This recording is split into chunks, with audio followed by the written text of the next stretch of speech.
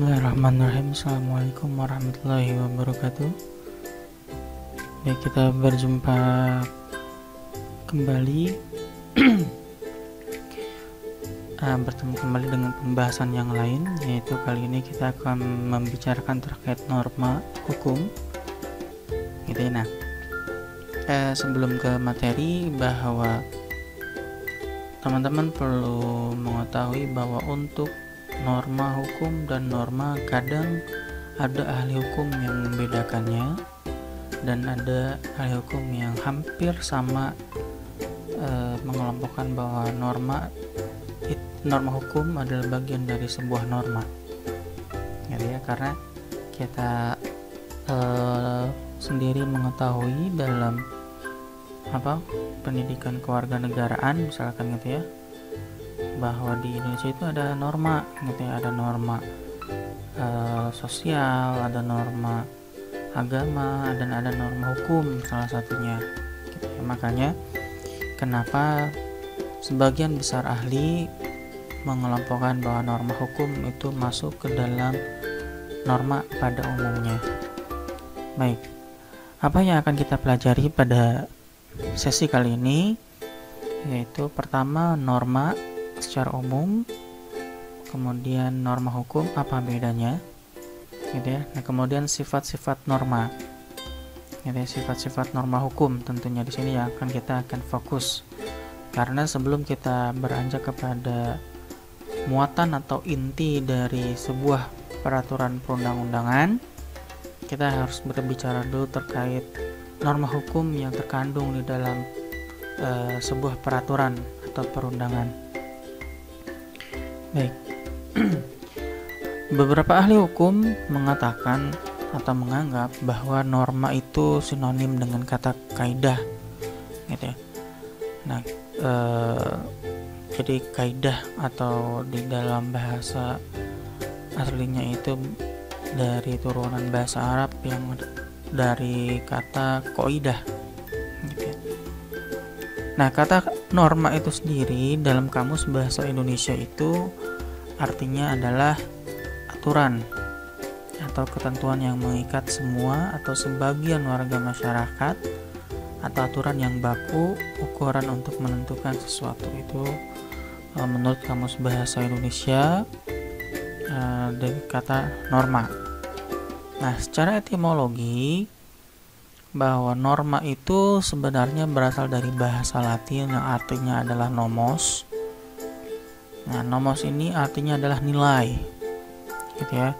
Nah, kemudian kesini norma ini dipersempit maknanya menjadi norma hukum gitu ya.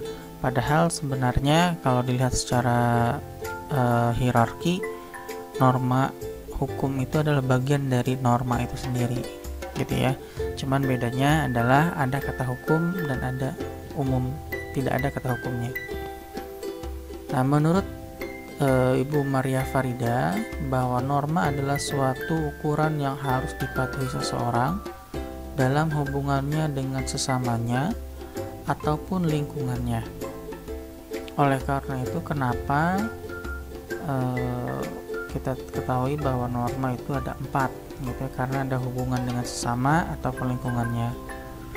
Kemudian menurut Hans Kelsen gitu ya, yang dimaksud dengan norma adalah that something ought to be or ought to happen, especially that a human being ought to behave in a specific way. Artinya adalah sesuatu yang seharusnya menjadi atau seharusnya terjadi, yang dimana di sini khususnya manusia seharusnya berperilaku dengan cara tertentu. Jadi Hans Kelsen itu berpostulat gitu ya, atau berpendapat bahwa norma itu yang dimana membatasi perangai tingkah laku manusia untuk melakukan sesuatu, dan sesuatu itu telah terjadi gitu ya. Nah, sedangkan menurut Prof. Jimli Asidik, norma atau kaidah merupakan pelembagaan nilai-nilai baik dan buruk dalam bentuk tata aturan yang berisi kebolehan, anjuran, atau perintah. Nah, mulai dari Prof. Jimila Siddiq ini, norma itu disinonimkan dengan kaidah atau qaidah dalam bahasa Arab, yang artinya adalah urutan atau aturan tertentu, gitu ya. Nah, menurut Prof. Jimila Siddiq juga bahwa norma itu bisa bersifat positif atau negatif, gitu ya. Maksudnya adalah norma positif itu adalah membuat sebuah perintah, harus atau wajib, gitu ya. Itu sifatnya positif. Kalau negatif sifatnya adalah larangan, gitu ya, larangan, tidak boleh atau dilarang, gitu ya. Nah, itu sifatnya negatif, gitu. Nah, selanjutnya norma atau kaidah pada umumnya dibagi menjadi dua, yaitu norma etika dan norma hukum, gitu ya. Jadi ada norma etika, kemudian ada norma hukum. Kaidah etika atau aturan etika, ada aturan hukum atau nilai-nilai hukum. Nah, untuk norma etika ada norma agama, norma susila, dan norma kesopanan. Norma agama hubungannya secara vertikal dengan Tuhannya. Norma susila itu hubungannya dengan dirinya, kepantasan dia di dalam sebuah masyarakat, di lingkungan, gitu ya. Norma kesopanan, norma susila itu hubungannya dengan orang lain ataupun lingkungan, gitu. Nah, kalau norma kesopanan adalah norma kepantasannya dia diterima oleh orang lain seperti apa. Sedangkan norma hukum, bedanya adalah norma hukum memuat aturan-aturan, memuat kaidah-kaidah tertentu, yang dimana kaidahnya ini dibuat oleh pejabat yang berwenang, pejabat tertentu yang memiliki fungsi pengaturan, baik itu mengikat atau tidak mengikat, baik itu yang positif atau negatif, yang jelas dibuat oleh pejabat berwenang untuk maslahat bersama. Itu baru norma hukum. Nah, kemudian dari segi isi norma hukum itu ada 3, gitu ya. Norma hukum yang berisi perintah yang mau tidak mau harus dijalankan atau ditaati, wajib, gitu ya. Kalau ini wajib sifatnya. Nah, kemudian yang kedua, norma hukum yang berisi larangan, gitu, dilarang, gitu, dan sebagainya. Kemudian dan ada yang ketiga, norma hukum yang berisi perkenaan yang hanya mengikat sepanjang para pihak yang bersangkutan tidak menentukan lain dalam perjanjian. Nah, contoh norma hukum yang berisi perintah yang mau tidak mau harus dijalankan atau ditaati itu pasti ada dalam setiap muatan peraturan perundangan, gitu ya, itu pasti ada. Nah, biasanya diikuti dengan kata wajib, gitu, wajib atau harus. Nah, kalau norma hukum yang berisi larangan itu biasanya di dalam perda biasanya, gitu ya, misalkan terkait KTR, itu dilarang merokok kawasan ini. Nah, itu biasanya berisi larangan. Nah, kalau norma hukum yang berisi perkenaan yang hanya mengikat sepanjang para pihak yang bersangkutan tidak menentukan lain dalam perjanjian, biasanya terkait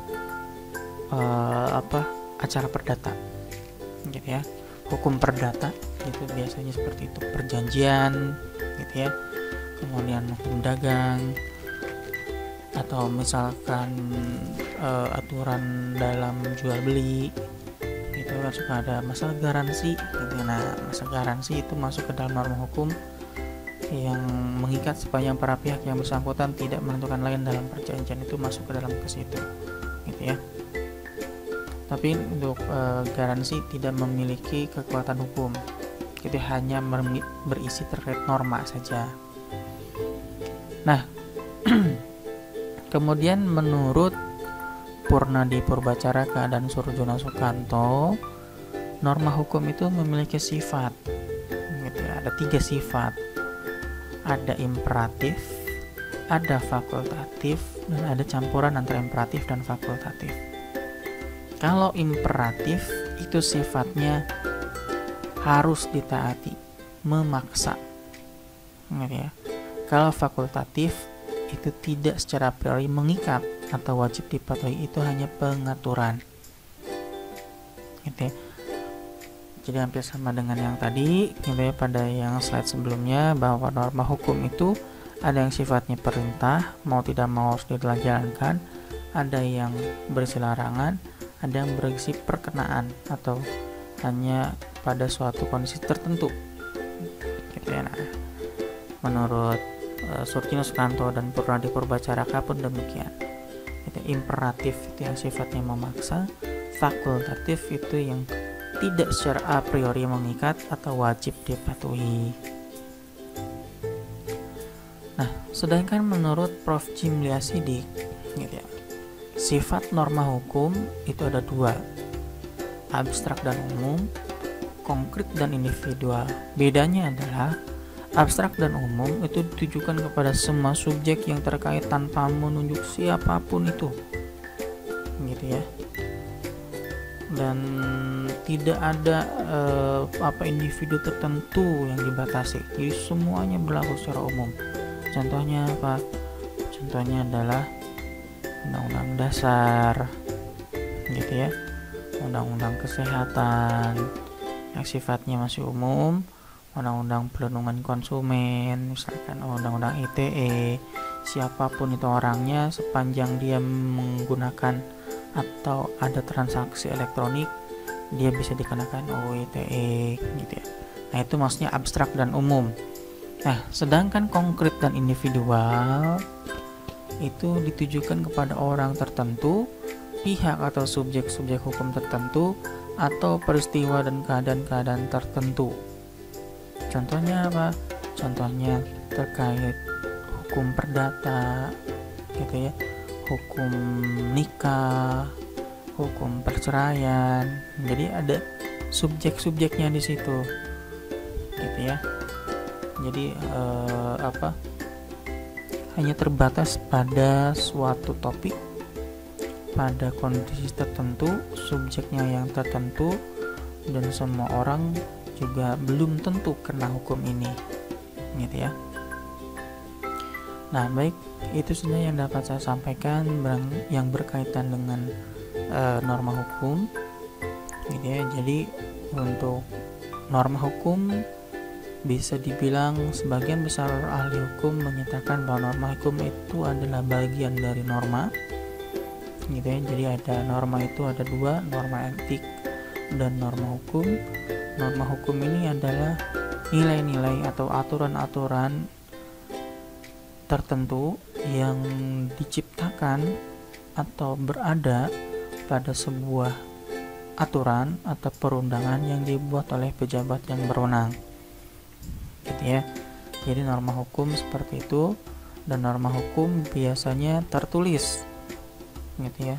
Biasanya tertulis, tidak jarang ada yang tidak tertulis. Kalau misalkan tidak tertulis itu adalah norma budaya atau norma adat, gitu. Nah, kalau norma hukum wajib tertulis. Nah, kemudian tadi ada sifat-sifat norma hukum, itu ada yang konkret, ada yang abstrak, ada yang individual ataupun umum. Kemudian ada juga yang sifatnya imperatif dan fakultatif, gitu, ataupun campuran keduanya, gitu ya. Jadi berbagai para ahli telah menyebutkan pendapatnya, gitu ya, teori-teorinya berkaitan dengan sifat norma hukum ini. Baik, semoga ilmunya bermanfaat. Assalamualaikum warahmatullahi wabarakatuh.